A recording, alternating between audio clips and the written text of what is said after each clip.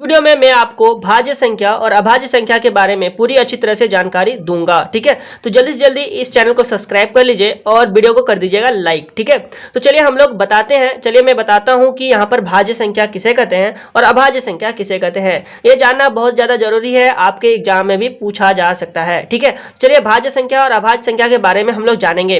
बहुत ज़्यादा ईजी है भाज्य संख्या को समझना और अभाज्य संख्या को समझना। चलिए हम लोग शुरू करते हैं। तो सबसे पहले हम लोग भाज्य संख्या के बारे में जानेंगे, फिर अभाज्य संख्या के बारे में जानेंगे।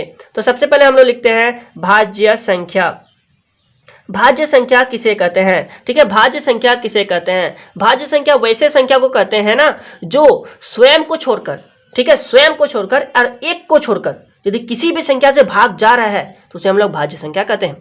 मतलब स्वयं को छोड़कर और एक को छोड़कर किसी भी संख्या से यदि वो विभाजित हो तो उसे हम लोग क्या कहते हैं? भाज्य संख्या कहते हैं। एक क्या है? भाज्य संख्या होगा। अच्छा, भाज्य संख्या समझ लिए तो अभाज्य संख्या समझ जाएंगे। अच्छा, मैं बता रहा हूँ उदाहरण। एक क्या है? भाज्य संख्या है कि अभाज्य संख्या है? एक तो वो स्वयं से ही भाग जा रहा है और एक तो है ही, तो एक से ही भाग जाएगा। तो मतलब एक क्या है? एक अभाज्य संख्या है। अच्छा, मैं दो के बाद बता रहा हूँ, तो बोलिए दो क्या है? एक भाज्य संख्या है कि अभाज्य संख्या? दो क्या है? एक भाज्य संख्या कि अभाज्य संख्या? बताइए। दो जो है वो भाज्य संख्या नहीं है। क्यों नहीं है? क्योंकि मैंने डिफिनेशन में क्या बोला, यदि कोई संख्या उसी से भाग जाए, ये तो दो है तो दो से भाग जा रहा है और एक से भी भाग जा रहा है, तो वैसी संख्या को हम लोग भाज्य संख्या नहीं कहेंगे जो खुद से भाग जाए या फिर एक से भाग जाए। ठीक है, तो ये तो अभाज्य संख्या। दो क्या हुआ? एक अभाज्य संख्या हो गया। ठीक है, तो भाज्य संख्या क्या हुआ? तो वैसे संख्या जो खुद को छोड़कर और एक को छोड़कर यदि बाद बाकी संख्या से भाग हो, ठीक है, तो उसे क्या कहते हैं? हम लोग भाज्य संख्या कहते हैं।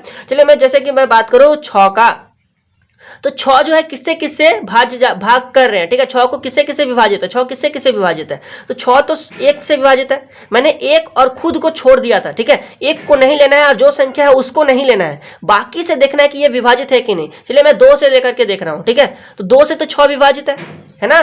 तो मतलब 6 क्या है? एक भाज्य संख्या है। ठीक है, 6 क्या है? एक भाज्य संख्या। चलिए मैं 9 के बाद बता रहा हूं। तो 9 देखिए भाज्य संख्या कि अभाज्य संख्या? जल्दी से बोलिए। तो 9 क्या है? एक भाज्य संख्या है। कैसे?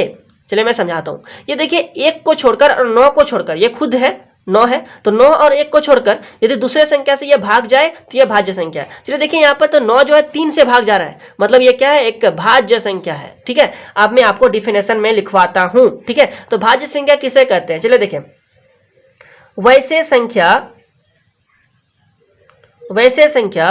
जो एक और खुद को छोड़कर,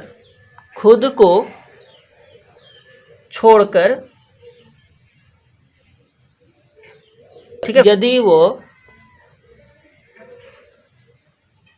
किसी और संख्या से, और मतलब किसी और, ठीक है, किसी दूसरे संख्या से, ठीक है, किसी और संख्या से विभाजित हो तो उसे भाज्य संख्या कहते हैं। यही है इसका डिफिनेशन। ठीक है, भाज्य संख्या किसे कहते हैं? मतलब खुद को छोड़कर, एक को छोड़कर यदि वो दूसरे संख्या से भाग जाए तो उसे हम लोग क्या कहते हैं? भाज्य संख्या कहते हैं। समझ गए हैं? चलिए जैसे इसका एग्जाम्पल दे देते हैं कुछ हम लोग। जैसे, ठीक है, जैसे क्या हो जाएगी? जैसे एक तो नहीं होगा, दो भी नहीं होगा, ठीक है, 3 भी नहीं होगा, 4 होगा। ठीक है, 4 होगा। क्यों 4 होगा? क्योंकि यह संख्या 4 से तो विभाजित है और 1 से विभाजित है। तो हमने ये नहीं कहा था कि जो संख्या उसी से विभाजित और 1 से विभाजित हो तो वो तो अभाज्य संख्या हो जाएगा।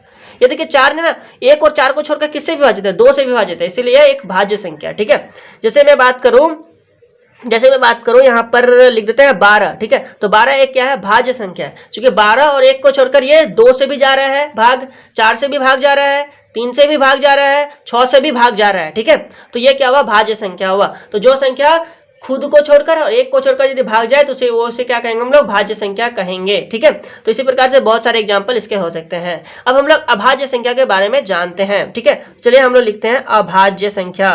अभाज्य संख्या, तो अभाज्य संख्या किसे कहते हैं? ठीक है, वैसे संख्या जो खुद से और एक से भाग जाए उसे हम लोग क्या कहते हैं? अभाज्य संख्या कहते हैं। ठीक, जैसे कि अभाज्य संख्या में हमने 3 लिखे थे, 2 लिखे थे, 1 लिखे थे। ठीक है, और भी होगा 5 होगा, ठीक है ना, तो 7 होगा। तो इसी प्रकार से बहुत सारे संख्या है। तो अभाज्य संख्या किसे कहते हैं? वैसे संख्या जो एक और खुद से विभाजित हो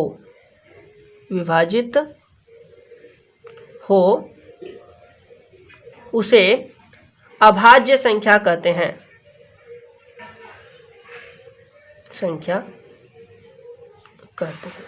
ठीक है, संख्या लिखें ये वाला, ठीक है। ये वाला कैसे देखें, चलिए देखिए यहाँ पर लिखते हैं शुद्ध संख्या, ठीक है। ये वाला आधा ख है ये वाला, ठीक है। तो यहाँ पर ख संयुक्त है, यम या करिया है, ठीक है, संख्या। तो अभाज्य संख्या किसे कहते हैं, वैसे संख्या जो एक और खुद से विभाजित हो उसे हम लोग अभाज्य संख्या कहते हैं, ठीक है।